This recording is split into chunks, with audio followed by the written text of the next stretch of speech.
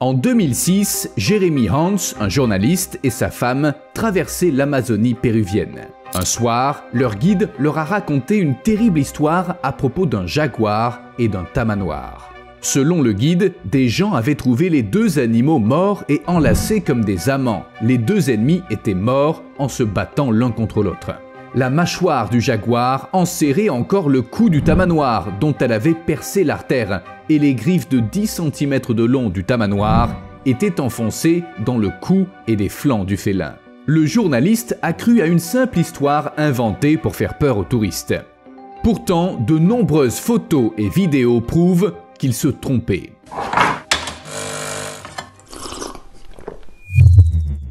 Dans le cadre de leurs recherches sur les tamanoirs, les scientifiques demandent l'aide des peuples autochtones brésiliens et ils entendent de nombreuses histoires de jaguars et de tamanoirs morts enlacés. Mais c'est pas tout. Un témoin leur a raconté qu'un jour, lors d'une chasse, un tamanoir avait tué un chien avec sa langue. Il l'avait étranglé. Il n'existe aucune preuve de l'incident, il est donc impossible de savoir s'il s'est réellement produit. Mais si l'on examine les faits de plus près, cette histoire ne semble pas aussi incroyable qu'il n'y paraît à première vue. On sait que les chiens sauvages, les chiens de chasse et même les chiens domestiques vivant dans des zones rurales peuvent être agressifs envers les tamanoirs. Naturellement, ces derniers se défendent, ce qui peut entraîner des blessures, voire la mort de l'un des adversaires. C'est logique. Mais qu'en est-il de la méthode de mise à mort ? Il faut admettre qu'étrangler quelqu'un avec sa langue, ça paraît peu crédible. Cela dit, les tamanoirs possèdent une très longue langue, assez longue pour pouvoir l'enrouler autour du cou de quelqu'un si le tamanoir en a envie. Les scientifiques ont estimé que la langue d'un tamanoir peut atteindre 45 cm, une longueur supérieure à celle de son crâne, et qu'elle peut entrer et sortir environ 160 fois par minute, soit près de 3 fois par seconde. Vous imaginez à quel point c'est rapide? En effet, la langue du tamanoir n'est pas attachée à l'os hyoïde. Elle est également très souple, comme en témoigne sa capacité à s'enrouler autour des branches. Alors pourquoi pas faire appel à toutes ces caractéristiques pour se défendre? Mais revenons-en aux affrontements entre tamanoirs et félins. Dans un ranch au Brésil, une rencontre entre ces deux animaux a même été filmée. Un photographe prenait des photos d'un tamanoir en train de boire lorsqu'un grand jaguar mâle s'est approché de lui par derrière. Le jaguar semblait prêt à bondir, mais au lieu de ça, il est resté assis à l'observer curieusement, comme s'il se méfiait de sa proie.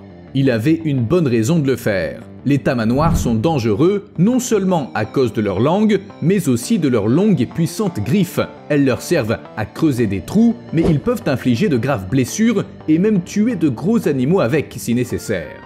Apparemment, le jaguar en était conscient.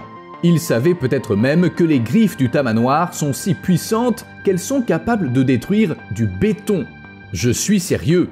Les termitières que les tamanoirs ravagent fréquemment sont faites d'un matériau comparable au béton en termes de résistance et de durabilité. Et les tamanoirs n'ont aucun mal à les mettre en pièces. Sans parler de la facilité avec laquelle ils éventrent les arbres et les bûches pour se régaler d'insectes, tout ça grâce à leurs puissantes griffes.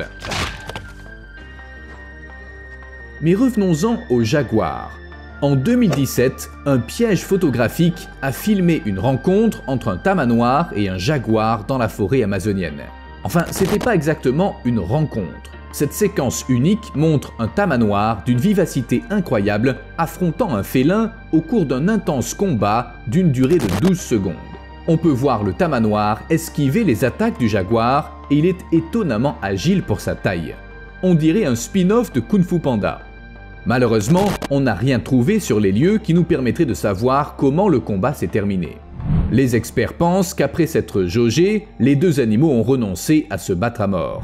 Il est fort probable qu'ils se soient éloignés peu après la fin de l'enregistrement. On sait depuis longtemps que les jaguars s'attaquent aux tamanoirs dans certaines régions d'Amérique du Sud, mais ils ont tendance à éviter les adultes parce qu'ils peuvent se défendre. Une étude réalisée en 2010 a révélé que sur l'ensemble des proies chassées par des jaguars dans la région du Pantanal au Brésil, seuls 3,2% étaient des tamanoirs. C'est un chiffre assez bas, mais certains jaguars semblent être des experts de la chasse aux tamanoirs. Une étude menée dans les vastes prairies du Brésil, connue sous le nom de Cerrado, a montré que les tamanoirs représentaient 75% des proies des jaguars. Mais ça n'est vrai que pour certains groupes dans des régions précises. Jaguars et tamanoirs partagent 3 écosystèmes, l'Amazonie, le Cerrado et le Pantanal. Et leurs interactions dépendent de l'habitat et de la disponibilité d'autres proies. On pense que les jaguars préfèrent tendre des embuscades aux tamanoirs pour augmenter leurs chances de réussite et éviter les blessures. En cas contraire, ça peut donner lieu à des batailles telles que celle qui a été capturée par le piège photographique. La fréquence et l'issue des rencontres entre les deux espèces sont inconnues, mais il existe au moins une photo d'un jaguar portant dans sa gueule un tamanoir mort, preuve que de telles rencontres peuvent parfois s'avérer fatales pour l'un ou l'autre des animaux. D'une manière générale, il n'est pas si étonnant qu'un jaguar puisse perdre la vie en combattant un tamanoir.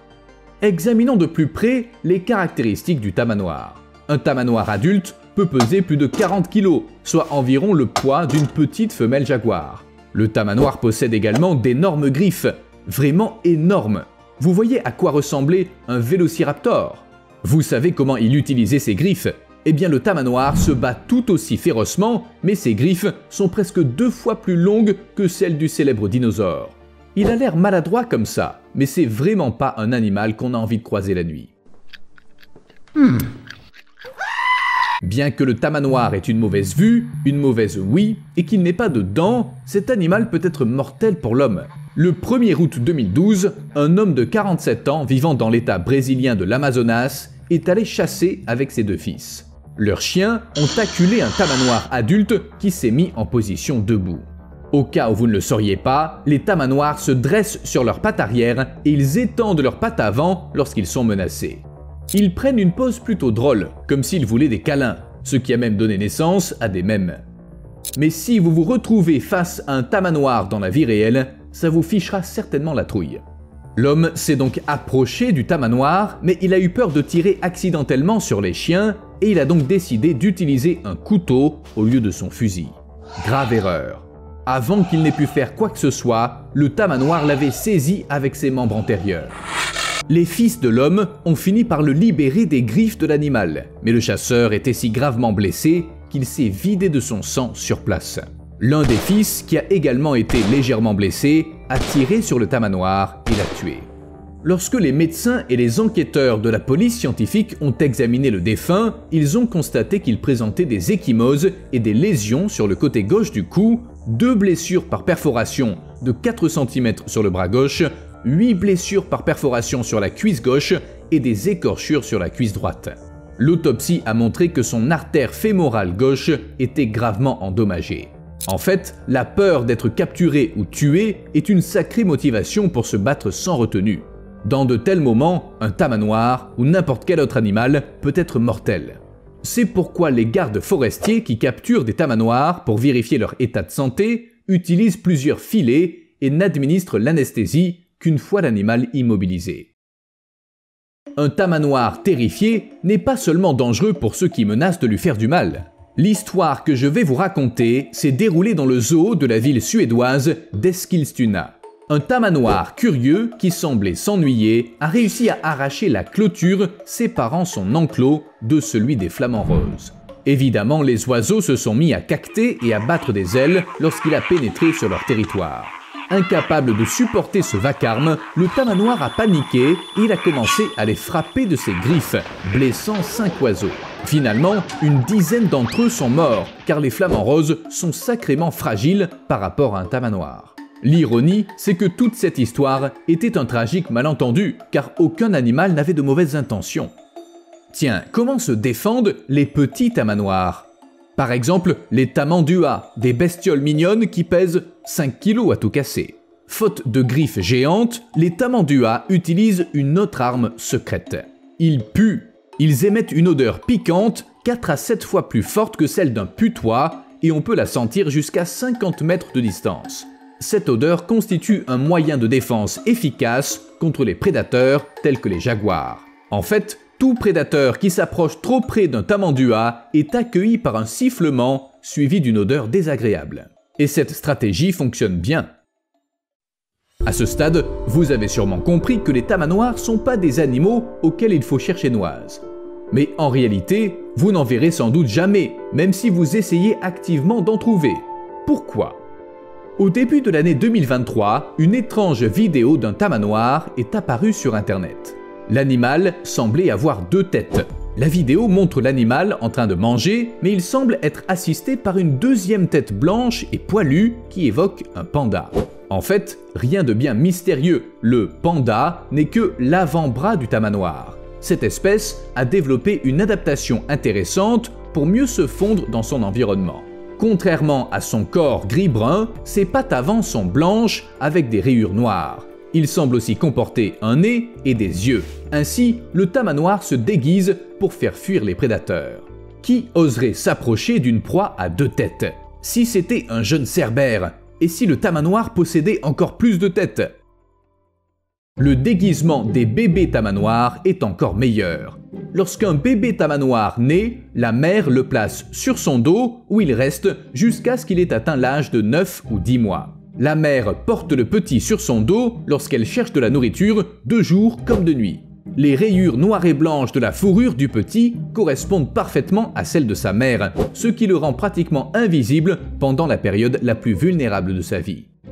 En fait, les inquiétants tamanoirs peuvent être plutôt mignons, mais j'en prendrai quand même pas comme animal de compagnie. Steve et moi sommes très heureux de notre chat. Après tout, on peut pas tous être Salvador Dali. Le célèbre artiste adorait les fourmiliers.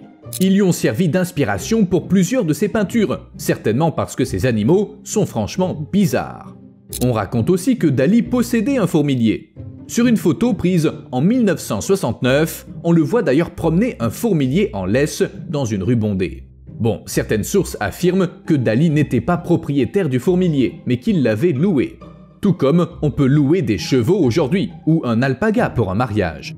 Il aurait loué un fourmilier simplement pour l'emmener en promenade et faire une photo spectaculaire. En tout cas, Dali a eu le courage de choisir une bête sacrément dangereuse comme animal de compagnie. Même si c'était que pour quelques heures. À plus.